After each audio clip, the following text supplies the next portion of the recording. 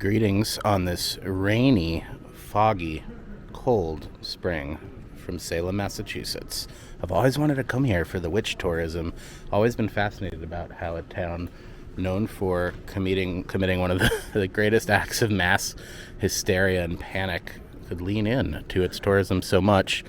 And thinking about places like the Winchester House that struggle to articulate the balance between the spooky, arcane, and the reverence. So let's see what we can find. There's a ton of old wax museums and reenactments since the 70s. There's a lot of horror stuff, as you might imagine. An incredible nationally renowned actual art museum, and tons of shops and whatnot. So yeah, we're going to get going here.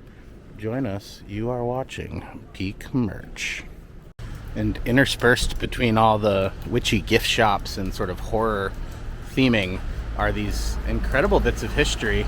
Nearly opposite this spot was the judicial house where a lot of the most famous victims of the witch trial were convicted, including Giles Corey, who we'll probably learn about more later, but this guy was pressed to death and was like, guys, pile it on. By all accounts, not a great dude, but like, this is next to Annie's Asian Mart, so just to give you some context, yeah, I'm excited. And first up here is the Salem Witch Dungeon. This is probably the only like cheesy diorama-based attraction I'll be doing. This one got the best reviews, and it seems historic site and attraction. There you go. And it seems pretty cool. So, live reenactment of the witch trials. Let's head inside. Witch Dungeon was super fun. Nicely acted, passionately told. Cheesy dioramas in the basement. Let's look at the merch. Okay, slim pickings on merch here, but we do have this hoodie. That's pretty much it. We'll keep moving. So I learned a lot. That was a very cheesy attraction, but good. The acting was fun. Obviously no video allowed. But I learned a lot. I think it was a good introduction to things. I learned that a lot of the trials and stuff didn't take place, well, they took place in what was then Salem Village. What is it now? Danbury? Some adjacent town. And a lot of the accused came from what's now Andover, Massachusetts. So there you go. Next up, I think we're going to check out the Torture Museum for a nice light deviation. Another little one. There's so many of these little museums, and they all seem pretty short and small, which is nice for a dreary bopping day in spring. Let's head inside. Alright, Torture Museum is a total vibe, and I'm here for it. This is also known as the neck violin. The Shrew's fiddle. Some classic red hot pokers, or pincers. Chastity belt.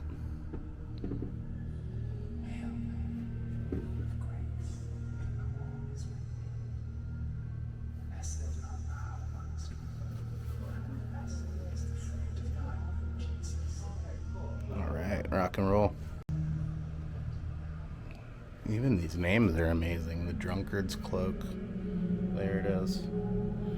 The Torture Museum has actual artifacts and the kind of cheesy diorama energy, wax diorama energy that you get from the older attractions. But I'm really into this. And all the pagan music. Of course, here's the rack. Classic torture device. Here are the shame masks. I'm not going to show you everything. I want to keep moving, but wow, amazing.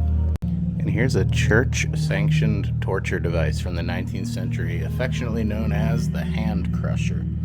This is the knee splitter. I think you get the idea. Iron shoes. So many different ways to hurt people. I don't know. Maybe think about this next time you wonder if we've made progress as a culture. The Ngulu execution board from Congo. Jeez. Alright. Jeez. Crazy. This is an impressive collection. These are brands, of course. And this is called the Iron Scold's Bridle. I'm doing great today. This may be the gnarliest thing here. A bottomless cage filled with rats was placed on the victim's abdomen, and then hot coals were put on top of the cage, so the rats would try to escape and claw and burrow through the victim's innards. God. Hope they have some rat torture merch in the gift shop. And then right here is a classic. The Iron Maiden. They have a whole one. It's bigger than I realized it would be. And there's definitely spikes in it, but there's not as many spikes. I think the iron chair looks almost gnarlier. Wow. Okay, on to the gift shop. A lot of fun shirts with the museum on it. There's a mug here as well. And this one's probably the gnarliest. This guy. And yeah. Sort of mainstream Salem stuff over here as well. Alright, we'll keep moving. Even the water fountains have history here. This was the original site of the Salem Spring. The town pump, the pump fountain. Immortalized by Nathaniel Hawthorne in his first book, Twice Told Tales. This fountain here, at the suggestion of the town pump itself, is a rill from the town pump. So that's what's in the relief there. Cool. History everywhere you look. Here in Salem. And Moon's gift shop here seems like the most gift shoppy shop. I'm pretty sure that's Lucy Lawless there. Letting you know what you're in for inside. But yeah, I see lots of Salem-y shirts. I've heard tale of there being some pins in here too. So let's see what we can find. Huge Cat's Meow of like Christmassy versions of buildings. And oh my god, is that Lucy Lawless too? I'm gonna have to investigate this. Wonder Witch. Okay, so it's not Lucy Lawless per se, but it is the Moon's gift shop's proprietary mascot, Wonder Witch, which is cool. So there you go. But here's one of, where am I looking? There's one of Moon's itself. They got their own Cat's Meow. That's what we call meta merch, friends. It's 50% off wood Halloween signs here. I mean, I guess there's something to be said for the fact that because this town comes alive in October, they have overstock after October, and you can get good deals on things if you're looking for said things. So there you go. Got a torture rat here. So many cool shirts here. Witch City. They're a classic, but looks like the Sanderson sisters, but it's 4 moons. Very nice. Lots going on here. Not all witches are from Salem. It's true. I know a couple in Nyack. Just a bunch of hocus pocus. Salem, Mass. Okay, lots to think about here. We're just taking a lap now at this point. And Sarah Lacona's designs are exclusive for here. So she did that Sanderson Sisters one, it looks like, as well as this design. And they have a little snow globe there. Very cool. But this is what I got my eye on. Collectible pin. Let's go.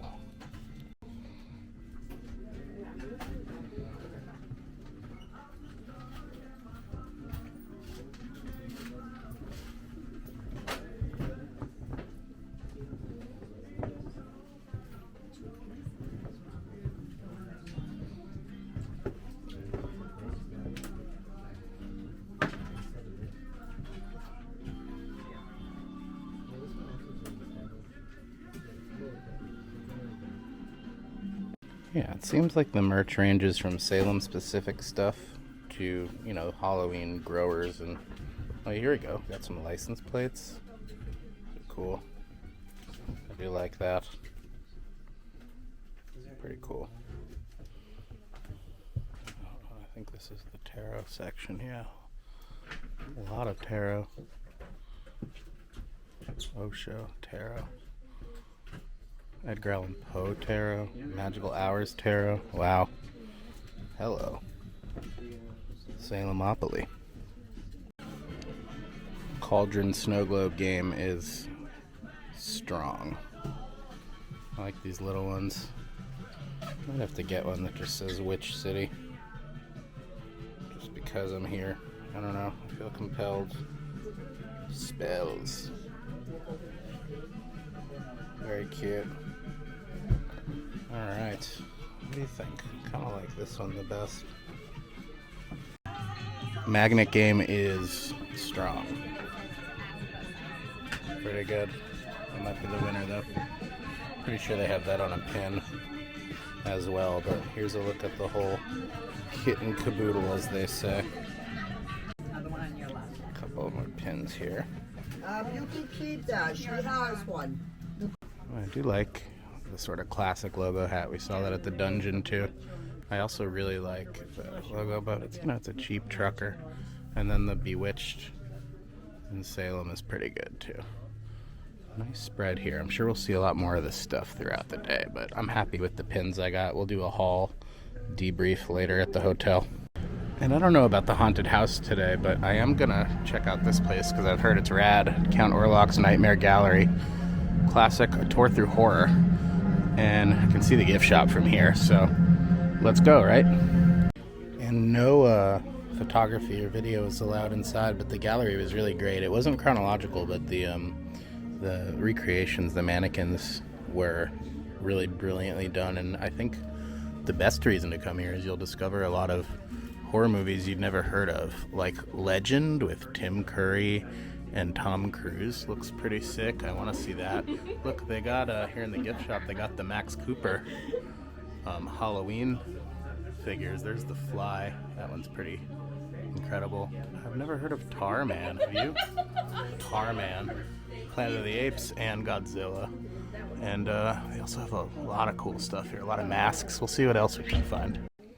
Gremlins 3 coming next year, apparently. It's like maybe this gremlin was removed from the gallery and put somewhere else. But pretty cool. Very cool, like sort of Halloween is forever. October forever merch.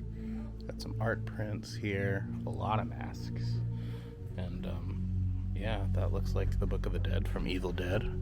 The eye is the giveaway. Yep, Evil Dead 2.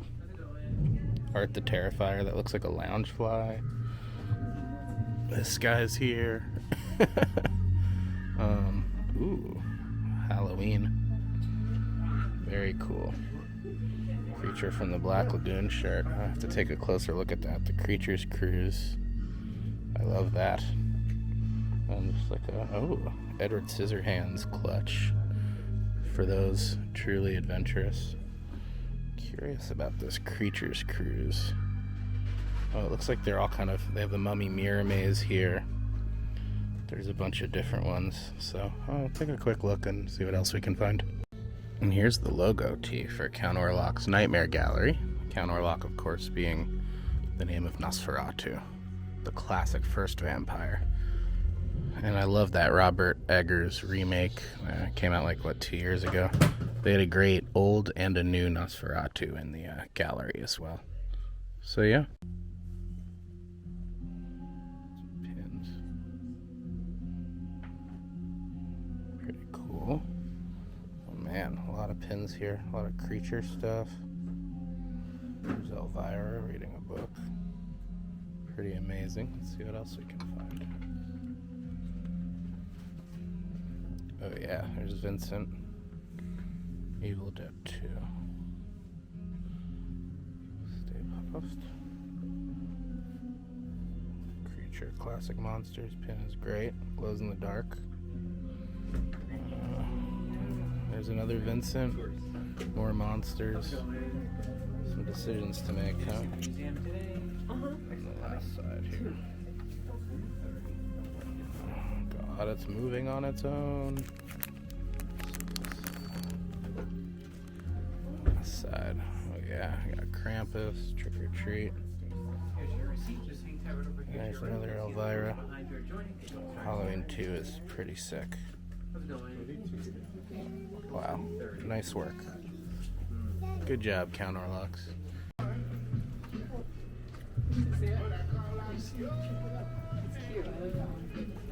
Wow. Giles Corey shirt. Amazing.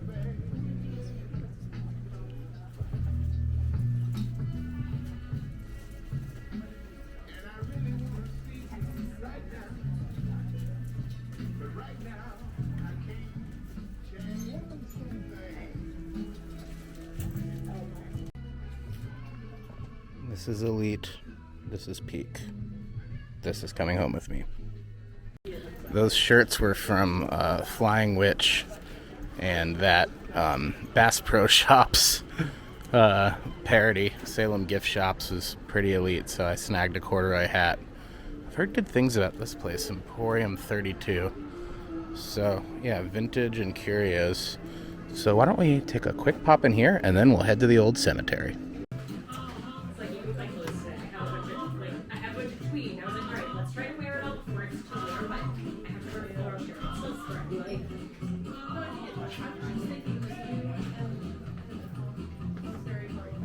Thank you. On great days, we try to bring some color into it. It's also like you gotta wear wool because it's chilly. Thank you so much. Have a great afternoon. You as well.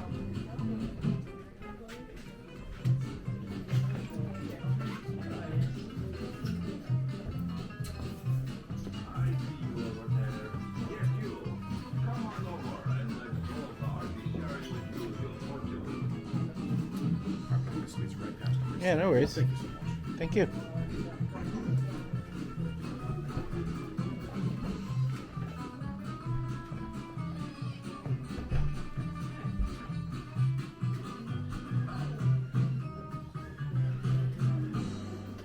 And yeah, though we'll be going in the cemetery later, they do have a gift shop, the Charter Street Cemetery, that's only open till 4. So I'm just going to take a quick pass of that and we'll keep moving.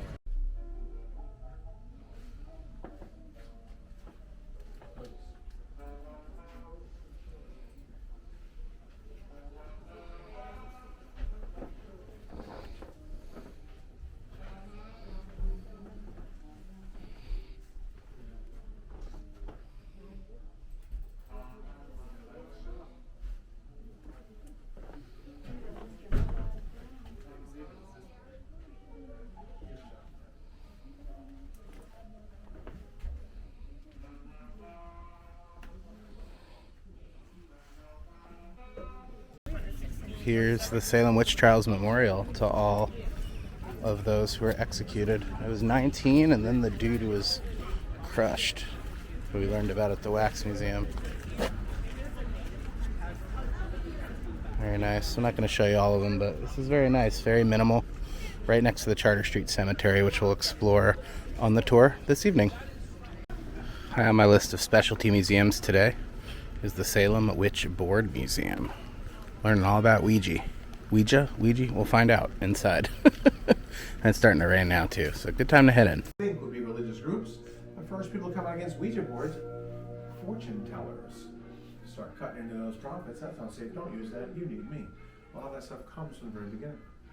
In October Ghost Stores, the Molly Brown House created their own signage. The modern Ouija board is here in Denver, so they helped get the story out there as well. Yeah.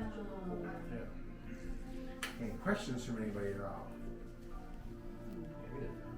Alright, let's see. Follow me down here for a second, because especially Chicago peeps, I want to get to something for you. So, this one here, I'm trying to show how, actually, you know what? This I'm trying to show how most people do the Ouija 100 years ago. Most of the magazines don't take cards, over a dozen songs written about it. Oh, they have a meaning for it. Lyrics are asking you to find the ball. Kids and couples, movies in the world, this is mainstream media, I don't know if you can do it. But what's the back wall? They're all. Well, the Ouija Board Museum is just delightful, and shout out to John, who just hangs out and tells stories all day. I'm just going to pop in the Salem Visitor Center, because it is part of the National Park Service, which means they might have those cool, like, National Park style posters or merch. And then we're off to the big museum of this trip, the Peabody Essex. And I guess the park is the Salem Maritime Center, so they do have some collectible pins in the classic public works style. Hiking stick medallion. This is a nice one for the classic National Park spread. Looks like there's some more stuff over here too. Don't give up the ship. Got Join or Die holding it down. And lest we forget what year it is. These coins are pretty cool. Yeah, lots of maritime merch, and there's an exhibit here, but we don't have time, so we'll keep moving. And among the residents of Salem who don't work for their own museum, if you ask them which museum is best, they will say the Peabody Essex Museum, which is, you know, an actual museum. They do have an exhibit on the witch trials, so we'll be checking that out, sort of speedrunning everything else. They also have like a historic Qing Dynasty Chinese mansion you can tour. It's pretty impressive. But yeah, let's head inside.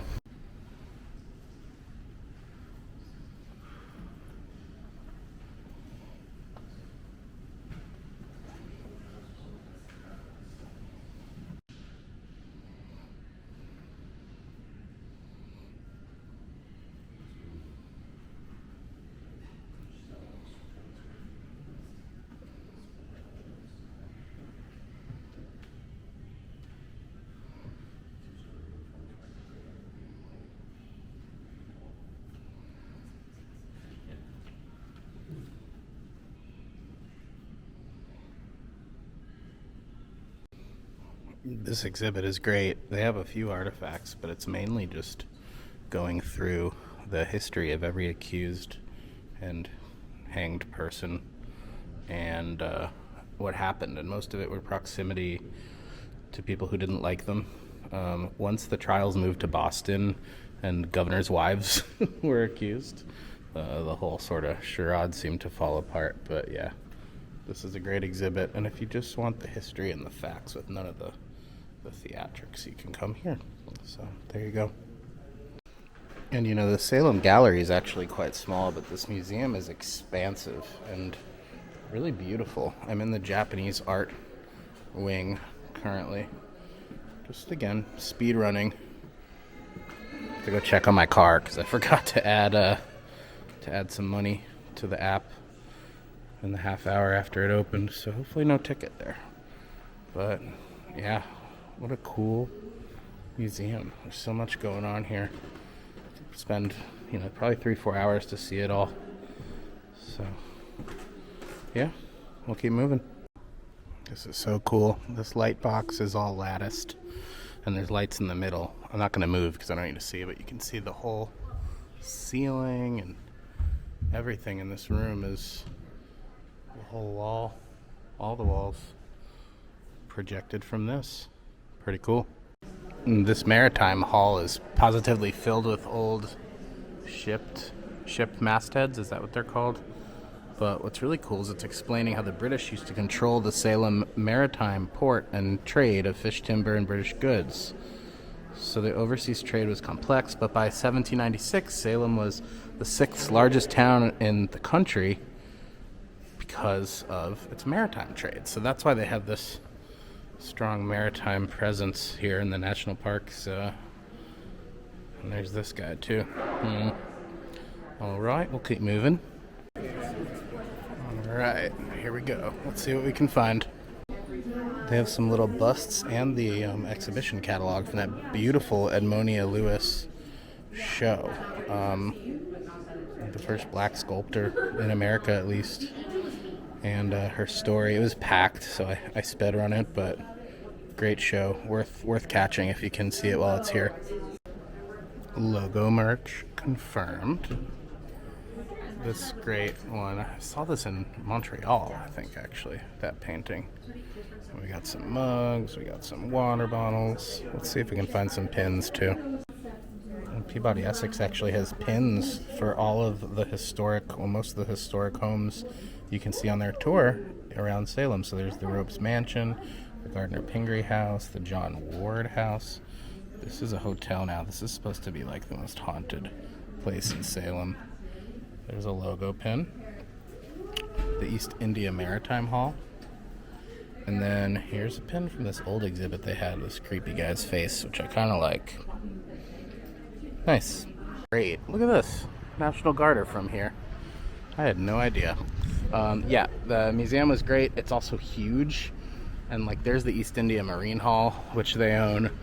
I don't know. You could have spent 3 hours there. I don't have that kind of time, and I gotta save my energy for this walk-in tour.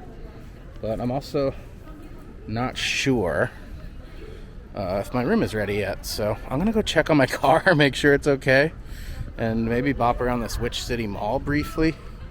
And yeah, catch you in a bit. And everything here is themed to be spooky. Here at Wolf Moon, the alternative boutique. Just looking in the window, you can see they have horror body wash, handmade in town, where horror meets hydration. All right, keep moving. And just a quick look at my haul today. Here's the planchette, which I learned was a term not ascribed to Ouija boards, but to automatic writing instruments. But that's like the diviner in Ouija. From the Witchboard Museum. They have these little pennants too. I couldn't help myself. I got that Vincent Price pin from Count Orlok's. I also got the Count Orlok's logo pin. I got this pin at the Witchboard Museum, and I got some artist designed Salem Witch City pins from local folks, including this one. I think there was, oh yeah, and this one too. I didn't actually go to the witch house. One of the trial judges lived there, but it was cool. The Cemetery Gift Shop has merch. Got that pin too. Got the Peabody Essex Museum logo pin, Entering Salem magnet and pin, and then a Salem Witchboard sticker. And last but not least, couldn't help myself, I got that too. That's probably it. I shouldn't be spending any more, but I got this ghost store tonight, and I'm gonna go downstairs, maybe hit 1 or 2 more shops before night. Just had a nice little run at Residency Records, where I picked up the first Sisters of Mercy LP, only previously ever issued in Japan, but issued this year for Record Store Day 2026. And I got a little lapel pin with this cool logo on it too. So good job, me. That's right, I've got a second wind. And I'm bopping around a little before my tour starts, so let's see what else we can find.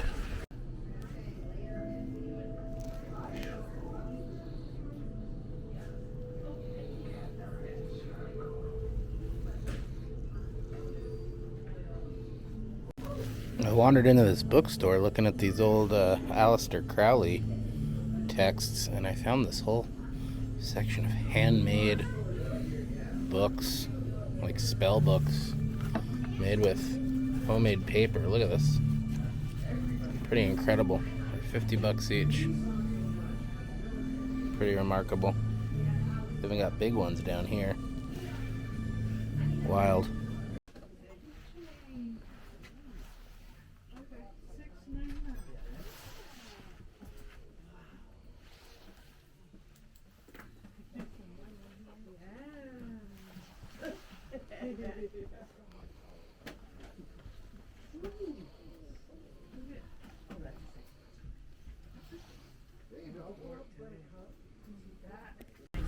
So TV Land actually put this Samantha Bewitched statue right where Judge Hawthorne's house was, the hanging judge during the trials, who advocated for hanging. And actually, no witches were burned at the stake here, I just learned. They were short drop hangings, long and drawn out. This building from 1642, and it's one of the last buildings we have left with direct ties to the witch trials. They were going to get rid of the whole thing. Now this is Judge Jonathan Horowitz. So this is a separate judge's house. Judge Jonathan Horn was extremely rich, probably one of the most wealthy men out of all the judges. He did not live here alone. He lived here with his wife Elizabeth and their casual 14 children at one point in time. And 90% of her body gets coated in third-degree burns over a slow course of 3 weeks. She dies like that in here. She had the most long, drawn-out, painful death out of all of them. Now, 1911, the last 3 sisters, ironically whose names were Sarah, Mary, and Elizabeth, they sold the house off to the Peabody Essex Museum, so Nathaniel gets his dying wish. No family ever lived in it after them. Well, that tour was amazing. I would have never learned about a drunken elephant or the girl with the third-degree burns all over her body or any of it. The blue lady just down the block. I would have learned about none of it. We're not for that tour, so definitely a lot to come back to house museum-wise. we're going to take things home tonight. We're going to actually go to Proctor's Ledge at Gallows Hill, the site where the hangings took place. It's about 8 miles out of downtown. Head there tomorrow, head to a coffee shop that's supposed to be incredible, and head to a special surprise place too. That will be all in the next vlog. So if you made it this far, hang on, because I'm about to unbox this Treehouse of Horror blind box. Let's see what I get. Alright, I haven't looked at the card, so moment of truth here. What did I get?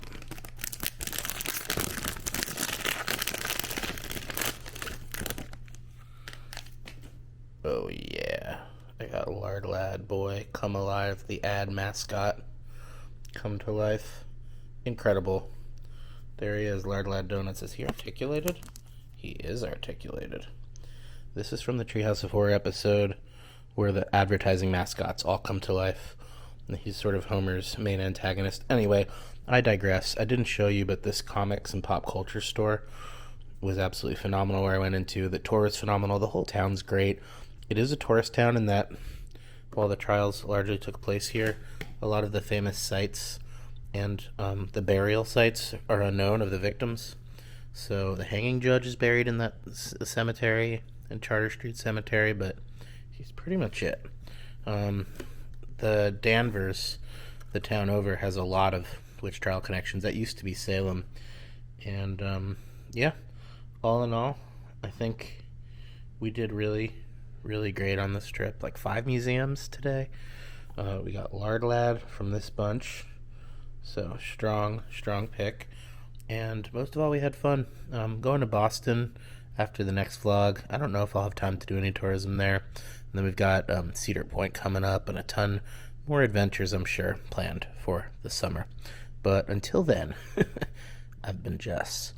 You've been patient, it's been spooky, and you've just watched Peak Merch. Bye now. Horrible.